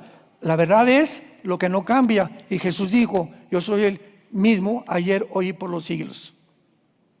Yo soy el mismo hoy y por los siglos. Por lo tanto, Él es la verdad. Ahora, nunca jamás se ha escrito de un líder religioso, ni humano, ni político, con tantos años de anticipación, el lugar donde nacería. La Biblia nos muestra claramente en Isaías y en Miqueas que Jesucristo, 700 años antes de que naciera, tú, Belén Éfrata, para ser la más pequeña de las tribus de Judá, de ti nacerá el que ha de venir como el Salvador. Encontramos también en Isaías capítulo 9, versículo 6 en adelante, porque un niño nos es nacido, hijo nos es dado, y el principado sobre su hombro. Llamará su nombre admirable. La palabra admirable en el hebreo es Pelé, como el jugador de fútbol, Pelé. Es la palabra hebrea para admirable. Consejero, Dios fuerte, Padre eterno, Príncipe de paz. Vean los títulos que se le adjudican a Jesucristo, el Hijo de Dios. Admirable. No hay nadie como te pueda aconsejar como Él. Dios fuerte, Padre eterno, Príncipe de paz. Lo dilatado de su imperio y la paz no tendrán límite sobre el trono de David y sobre su reino, disponiéndolo y confirmándolo en juicio para siempre, porque el celo de Jehová de los ejércitos lo ha hecho. Se profetizó quién sería su madre. En Isaías también, que nacería de una virgen. ¿Por qué de una virgen? ¿Por qué no podía nacer Jesucristo de una mujer como tú o como mi mamá o como mi esposa? Simplemente porque hasta 1954, señores y señoras, hasta 1954 del siglo XX se descubre la molécula del ADN, el código genético hereditario, o lo que hace que podamos nosotros impedir que una especie se cruce con otra especie. Y cuando se descubre por los doctores Crick y el doctor Watson, que les dieron el premio Nobel de Medicina, se echa abajo y se derriba la teoría de la evolución. Ahorita el que diga que cree en la evolución es porque realmente cree en la ciencia ficción, porque la genética niega la mutación de una especie a otra especie. Entonces se descubre, ¿verdad?, aunque había algo de conocimiento acerca de las cromosomas, que el varón tiene la cromosoma XY, que la mujer no tiene. Si tú tienes el cromosoma Y, aunque digas que no eres hombre o que eres mujer, tu problema es mental, no es genético, ni es físico, ni es biológico, es un problema mental, porque tu cromosoma dictamina el sexo. Entonces, si tenemos el cromosoma Y, somos macho camacho. Y no eres otra cosa. Y la mujer, si tiene 2 cromosomas X, eres mujer. Una vez me preguntaron ¿qué es una mujer? ¿A qué punto hemos llegado? Que así en un programa bastante serio, usted puede decirnos que es una mujer. Le dije, ¿sabe quién es una mujer? Mi mamá, les dije. Así les contesté nada más. Es la que trae los niños al mundo, es una mujer, por el amor de Dios. ¿Cómo es posible que haya tanta controversia filosófica tan estúpida de poder llegar a estas discusiones tan absurdas de poder definir qué es un hombre y qué es una mujer? Por el amor de Dios, la biología y la genética nos los definen. Entonces, si no lo creemos eso, estamos ya completamente locos. Entonces, Jesús tenía que nacer de un hombre que no tuviera el cromosoma Y, porque a través, la Biblia nos revela que el pecado se transmite a través de la sangre. Entonces, por la línea sanguínea viene desde Adán hasta nuestros días una herencia espiritual. Y así como hemos heredado el lunar de la espalda de tu mamá, los ojos claros de tu abuela, la nariz de perico de tu abuelo, y tantas herencias físicas que se han descubierto, ya se descubrieron también que se pueden heredar hasta la locura. Se pueden heredar problemas mentales, se pueden heredar psicosis en el ser humano.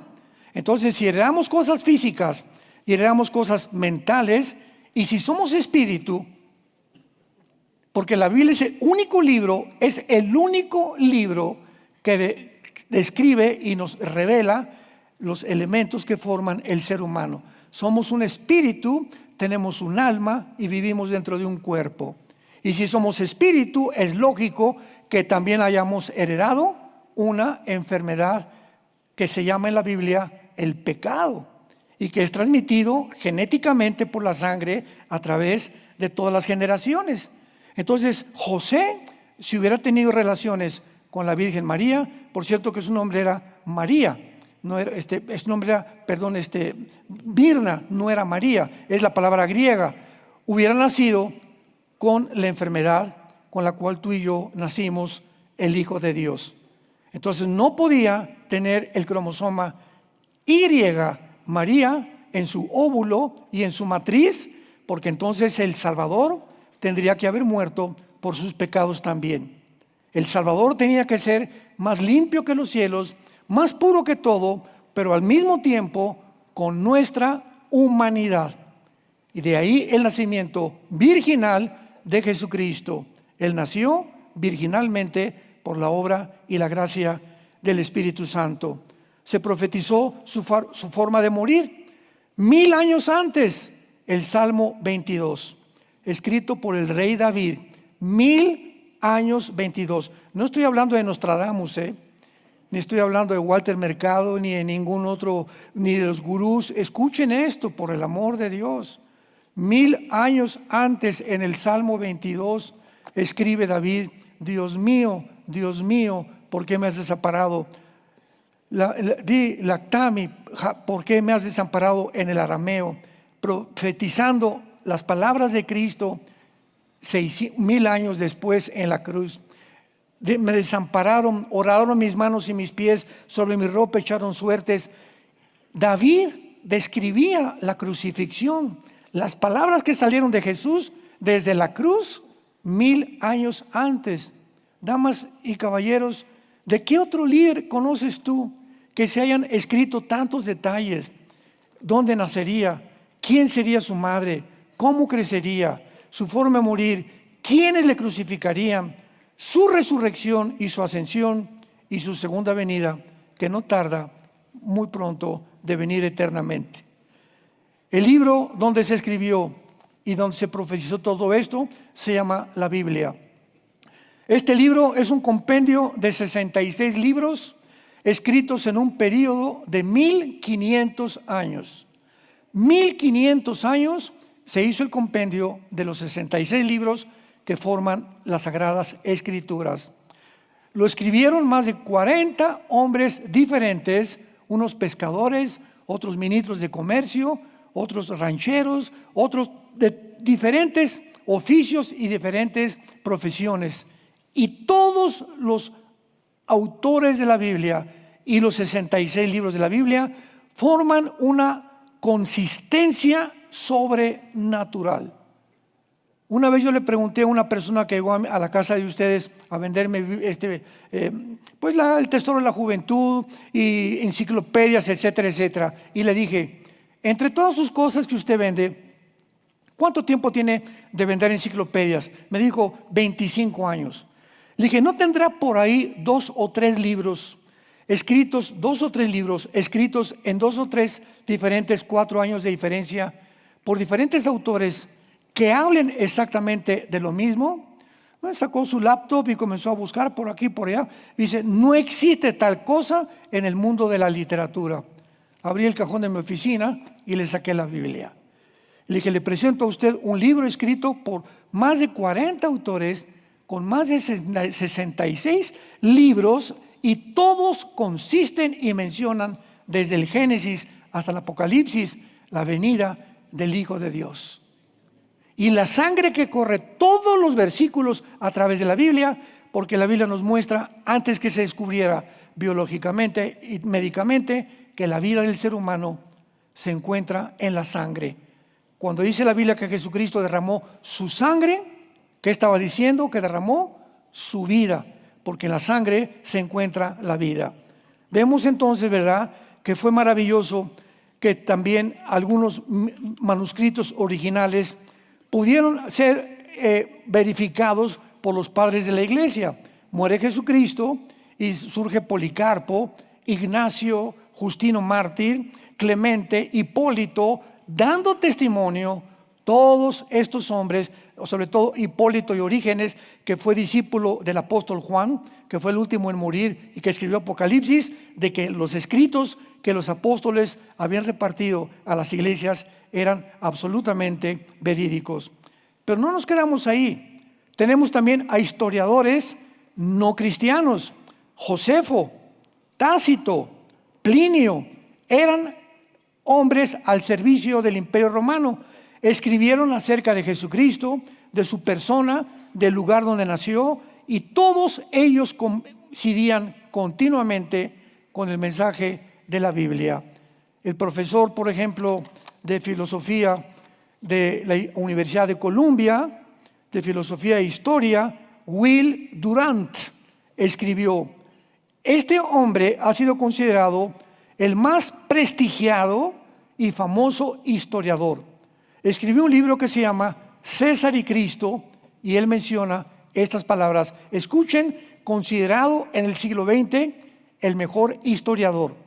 Dijo así: sería un milagro increíble que simples hombres como los apóstoles en una sola generación hayan inventado a una personalidad tan atractiva, tan llena de ética y tan inspiradora como era Jesucristo, el cual quedó registrado en los evangelios. Esto lo escribió en su libro La historia de la civilización. Y en penúltimo lugar, vemos nosotros también la evidencia judía. Flavio Josefo, judío, historiador al servicio de Roma, escribió en su libro Antigüedades de los Judíos, publicado en el año 93 después de Cristo. Y él menciona, Flavio Josefo, referencias de Juan el Bautista, de Poncio Pilato, de Herodes, de Félix, de Festo, de Anás y Caifás y los hermanos de Jesucristo. Y respecto a Jesús, dice lo siguiente Flavio Josefo: en ese tiempo se levantó un hombre sabio llamado Jesús, si realmente podríamos llamarle un hombre común, pues hizo obras maravillosas y milagrosas. Además ha sido, y lo considero, el más grande maestro de los hombres. Esto está escrito en su libro Antigüedades de los Judíos. Ahora, muy bien, ¿qué es lo que distingue principalmente a Jesucristo? ¿Por qué la persona de Cristo y sigue siendo tan controvertida en el mundo? ¿Cómo es posible que gente diga, fue un gran revolucionario? Eso pensé yo en mis tiempos de supuesto comunismo. Fue un gran revolucionario como el Che Guevara, y inclusive actualmente, no digo sus nombres. Hay presidentes actualmente en el continente americano que dicen que creen en Jesucristo porque fue un gran revolucionario. Háganme el favor nada más. O sea, de qué forma se pervierte la situación. Otros: no, fue un gran gurú. Otros: fue un grande religioso, igual que Mahoma y que todos los antiguos escritores religiosos que ha habido, que Buda, etcétera, etcétera. Y ahí lo colocan en esa plataforma: religioso, revolucionario, fue un gran hombre moral, etcétera, etcétera. Sin embargo, cuando venimos a estudiar honestamente la vida de Jesucristo, Él no nos permite que nosotros podamos llegar a esta conclusión. Hubo un tiempo cuando Él se encontraba al norte de Galilea y le dijo a los discípulos: ¿ustedes qué han oído? ¿Qué dicen de mí los hombres? Y le contestaron: unos dicen que eres Elías, otros dicen que eres un gran profeta. Y entonces se voltea a Jesús y le dice a Pedro: Pedro, ¿y tú quién dices que yo soy? Y en ese momento, en ese instante, ahí cerca del monte Hermón, casi al norte de Galilea, con la frontera con Siria, que se encuentra el monte Hermón en la tierra de Basán geográficamente, Pedro le dice a Jesucristo: tú eres el Mesías, el Hijo del Dios viviente. Y Jesucristo le contesta a Pedro y le dice: Pedro, estas palabras que acaban de salir de tu boca no vienen de ti, el Espíritu Santo las ha puesto en tu corazón. Nosotros, ¿quiénes somos los cristianos? Los que ya no consideramos a Cristo un ejemplar más como historiador, un revolucionario, un gran escritor. Ahora tenemos al Espíritu Santo, quien nos ha develado en nuestra mente tan obstruida, con tantos programas tan distorsionados, y el envirulado que traíamos desde que nacimos de nuestros maestros y de todas las familias y costumbres y tradiciones que el mundo, nuestros familiares nos han inculcado. Nacimos envirulados, conocemos a Jesús y abrimos los ojos y ya no lo vemos de esa manera. Ahora lo vemos como el Hijo de Dios, el que murió en una cruz y a quien tenemos que seguir. Y tú en esta mañana tienes que tener la misma actitud. Tal vez cuando muchos de ustedes vinieron pensando: pues Jesucristo, un religioso, yo tengo mi cruz colgada en mi cara, otros la traen colgada por acá, sin darse cuenta realmente que necesitan pedirle que nazca dentro de su corazón. Cristo es el único ser humano que dijo: esta es la vida eterna, que te conozcan a ti y a mi Padre, a quien tú me has enviado. Yo he sido enviado por Dios, vengo de Dios y regreso a Dios. Y la vida eterna es conocerme a mí. Tú no puedes conocer a Dios sin antes, de acuerdo a la Biblia, conocer a Jesús. O sea que Jesús, aquí está Dios, aquí está Jesucristo. Yo quiero conocer a Dios y me voy a Chapultepec a estudiar Buda y meditación trascendental para conectarme con los espíritus y conocer a Dios. O me voy al Teposteco para poder conectarme con Dios. O me voy con doña María Sabina, que ya se murió en Oaxaca, a meterme hongos alucinantes, para que en un viaje de hongos alucinógenos pueda yo conectarme con el mundo espiritual.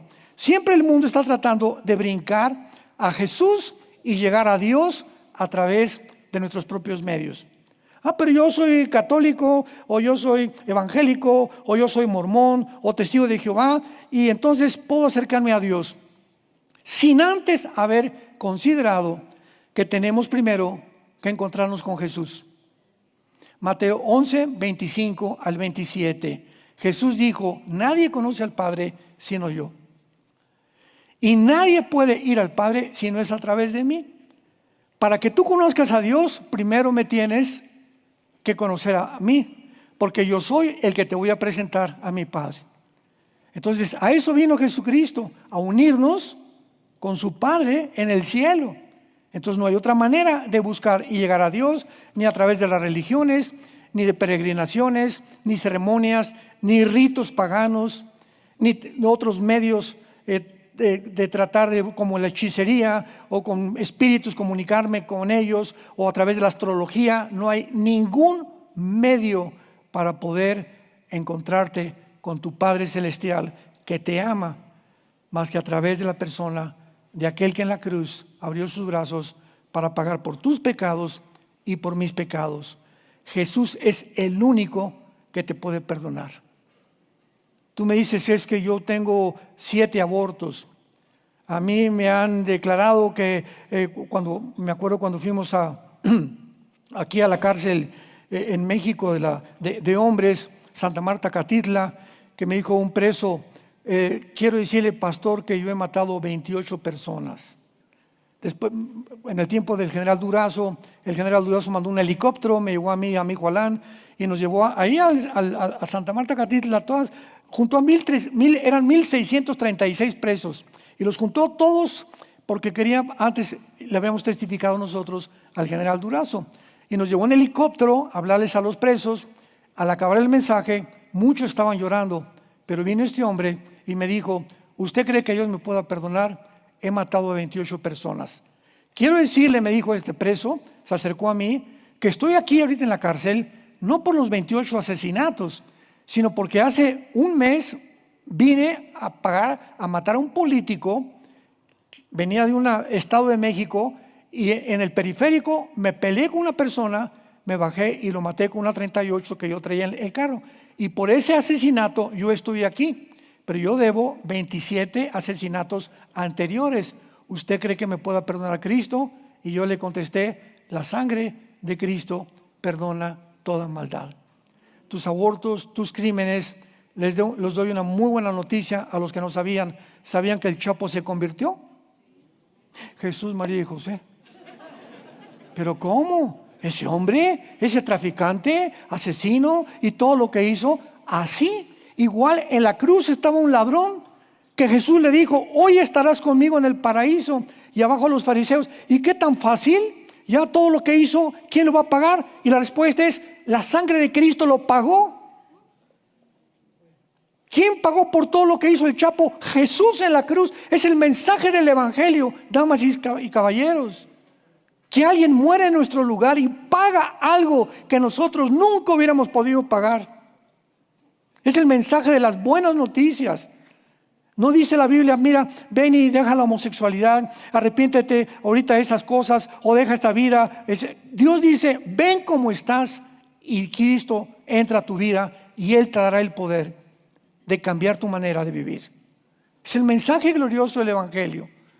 De todos estos presos, me acuerdo en la cárcel de mujeres también, que fuimos tantas veces, llorando las mujeres, llorando, pura gente, pero infinitamente desgraciados, ¿verdad? No en el sentido del malo, de pobres, o sea, unas vidas paupérrimas, unas vidas de pecado, muchachos que crecieron con las drogas, el Chapo creció siempre con la marihuana, con su familiar, etcétera, etcétera, y nos damos cuenta que esa gente acaba finalmente en una prisión, y ahí Dios viene a buscar lo que se había perdido.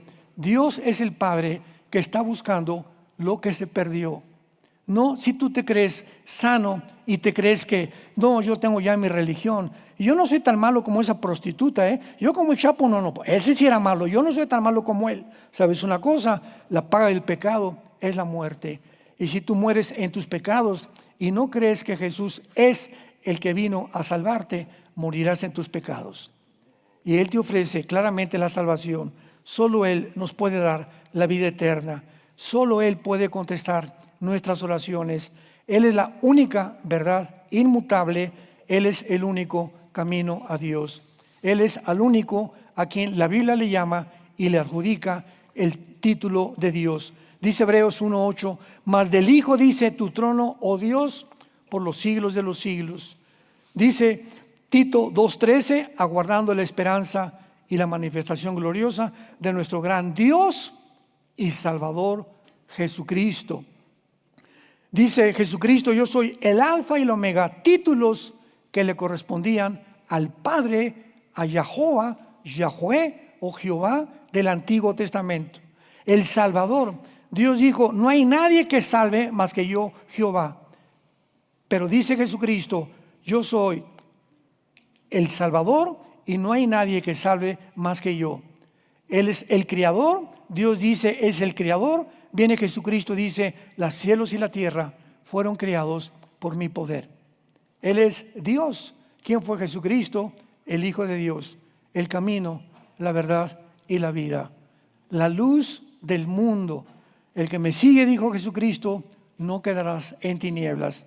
Tú en esta mañana puedes salir por esa puerta a las tinieblas de las cuales venimos la mayor parte de los seres humanos. Tú no puedes salir otra vez a esa vida con la cual tú y yo durante tanto tiempo vivimos. Siempre confundidos, siempre sin paz, buscando que en el dinero está el poder y el político y mi compadre el diputado, él me va a sacar y con estas cosas. Siempre buscando lo material, creyendo que ahí, cuando yo lo alcance, ya tenga 50 millones de pesos o 10 millones de dólares, o tenga esas mujeres más jóvenes que mi esposa, ahí entonces mi alma va a descansar. Y cuando obtienes eso que tú crees como una ilusión, que es lo que tú buscas, cuando lo agarras, así es el pecado. Es como una caja que tiene moños y muy atractivo, y le quitas el moño y le abres la caja y está vacío. No hay nada ahí. La vida no tiene nada absolutamente que ofrecernos. Todo lo que busquemos es una vaciedad profunda del corazón humano. Siempre buscando, creyendo que en aquello o en esto, o con 5 esposos, 5 esposas, o etcétera, etcétera, voy a tener esa paz y esa llenura y ese sentido de propósito que tu alma está buscando desde hace mucho tiempo. Lo puedes encontrar en Jesús. El Padre vino a buscar y a salvarte en esta mañana. Él quiere que tú sepas que te ama. Él quiere que tú sepas que Él es el único y vivo Salvador, el único y vivo Dios, vivo y verdadero, que puede darte esa vida eterna que tu vida está buscando. ¿Cuántos de ustedes no quisieran en esta mañana entregarle su vida a la persona del Hijo de Dios? Dios, habiendo hablado muchas veces, dice la Biblia, de muchas maneras, a través de los profetas, en estos tiempos nos ha hablado por su Hijo Jesucristo, a quien constituyó heredero de todo y por quien asimismo hizo el universo, el cual es la imagen misma de la substancia de Dios. Y habiendo purificado nuestros pecados, subió al cielo y actualmente está sentado a la diestra del Padre, intercediendo por ti, intercediendo por mí. Que nuestra fe no falte, que continuemos esforzándonos y siendo valientes para pelear esta batalla que se llama la batalla de la fe. porque el mundo está en contra de aquello que Dios escribió en este libro. Por eso es una batalla de la fe. Con lo que Dios dijo desde Satanás del huerto del Edén, le dijo a Eva: ustedes serán como dioses. No le creas a Dios, porque tú vas a encontrar en mí, le dijo Satanás a la primer pareja humana, lo que vas a encontrar realmente fuera de Dios. Y fuera de Dios solamente vas a encontrar miseria, tristeza, lástima. El pecado produce miseria. El pecado produce arrepentimiento. El pecado produce culpabilidad. Yo le decía a mi esposa ayer que hablé por teléfono, ¿verdad?, que todavía está recuperándose las radiaciones de una enfermedad muy fuerte que tuvo. Le decía a mi esposa: es que, mi amor, veo al mundo, llego a México y la gente está como loca, o sea, todos desorientados, todos peleándose, todos están enojados, todos llenos de odio, sin ninguna esperanza en un buen gobierno, sin ninguna esperanza en nada. El mundo está ahorita listo para escuchar este mensaje de la salvación. Y es el mensaje que tú tienes el privilegio en esta mañana de escuchar. Venir a la cruz y entregarle tu vida al Hijo de Dios. Si lo quieres hacer, ahí desde tu lugar inclina tus ojos y dile estas palabras que nazcan de todo tu corazón. Señor mío y Dios mío, te doy las gracias por el privilegio que me das en esta mañana de escuchar palabras de vida eterna, de darme a conocer a tu Hijo Jesucristo, que ahora yo sé que Él es la única verdad. No hay nadie más que Él que contenga la verdad y que tenga todos los secretos de la sabiduría y del conocimiento. Ahora sé que Él es el camino que debo yo de seguir. Me arrepiento de todo mi corazón del mal camino en el que yo me encuentro ahora. Y gracias porque en ti hay perdón. Tus misericordias son nuevas cada mañana. La Biblia dice: yo soy el que te corono de favores y misericordias. Yo soy el que sacio de bien tu boca, el que sana todas tus dolencias. Te amo, dice el Señor, pero tus pecados me han hecho apartarme de tu vida, porque ibas una vida completamente entregada a la incredulidad y una vida entregada a tu ego. Vengan a mí todos los que están trabajados y cargados en esta mañana, que yo le daré el descanso que tu alma necesita. Solamente dile: Jesús, creo que en la cruz pagaste con tu sangre por mis pecados y que a los 3 días resucitaste de los muertos y que ahora me das la esperanza de saber que el día que yo muera, moriré en paz, porque ahora sé que estás tú conmigo y no importa la forma como muera y cuando muera, vendrás por mí y me llevarás contigo y con tus ángeles al seno de tu Padre, donde tienes un lugar preparado ya para mí. Gracias por tan grande salvación. Señor Jesús, te amo con todo mi corazón. Hijo de Dios. Amén. Los cielos y la tierra pasarán, pero mis palabras permanecerán. No hay un mensaje en el mundo más importante que este mensaje. Todos ustedes pueden ser testigos de ello. El mundo está descontrolado completamente, tal como la Biblia lo profetizó. Es un mundo que ha rechazado las leyes de la ética, las leyes de la moral, los consejos del Creador, y ha decidido en su ego gobernarse a sí mismo. Y miren a dónde hemos llegado. Todos los sistemas filosóficos, todos los sistemas de gobierno ante nuestros ojos se comienzan a derrumbar al mismo tiempo. Es un mundo caótico que se encuentra a la orilla de un abismo. El mensaje de la Biblia es: vengan a mí, corran, métanse al arca de la salvación, Viene un juicio grandísimo sobre el mundo. Vengan, el arca es Jesucristo. Quiero salvarte a ti, a tu familia. Quiero salvar tu matrimonio. Quiero salvar a tus hijos. Abre tus oídos a mi voz, dijo Jesucristo, y ven a mí antes que sea demasiado tarde. Para que Dios pueda verdaderamente dar testimonio también que eres su hijo y que eres su hija.